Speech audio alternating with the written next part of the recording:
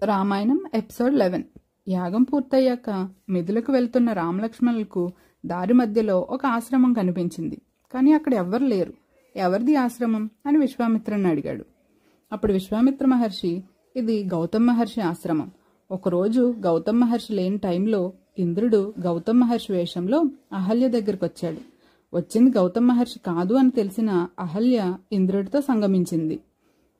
ఇంతలో గౌతమ మహర్షి అక్కడికి వచ్చారు. ఈ విషయం తెలుసుకున్న మహర్షి కోపం వచ్చి అహల్యని, నువ్వు ఇక్కడ కొన్ని సంవత్సరాలు తపస్సు చేస్తూ పడుండు, ఆహారం తీసుకోకు, గాలిని తింటూ ఉండు, నీ మీద బూడిద కప్పబడి ఉంటుంది కనుక నువ్వు ఎవ్వరికీ కనిపించవు.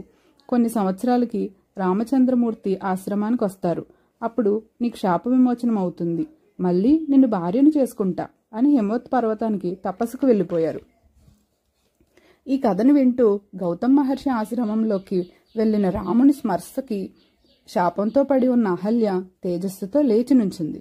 తన శాపం పోయింది అని సంతోషించిన అహల్య రాముడి పాదాలకు నమస్కరించి గౌతమ మహర్షి దగ్గరికి వెళ్ళిపోయింది. విశ్వామిత్ర మహర్షి రామలక్ష్మణులతో కలిసి మిథులకు చేరుకున్నారు.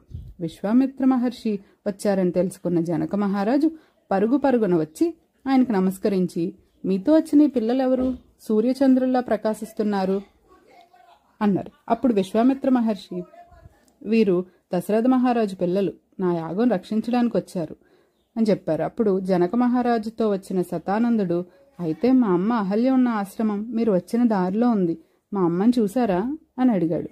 విశ్వామిత్ర మహర్షి రాముడి స్పర్శ వల్ల తన తల్లి శాపం తీరి గౌతమ మహర్షితో వెళ్ళిపోయిందని చెప్పగా శతానందుడు ఎంతో సంతోషించి, రామ, నీ దర్శనం నాకు కలగడం నా అదృష్టం, మా అమ్మ చేసిన ఒక్క తప్పుకి ఇంతకాలం శిక్ష అనుభవించింది అంటూ బాధపడ్డాడు. ఈరోజు క్వశ్చన్, అహల్య కొడుకు పేరేంటి? మీ ఆన్సర్ కామెంట్ చేయండి.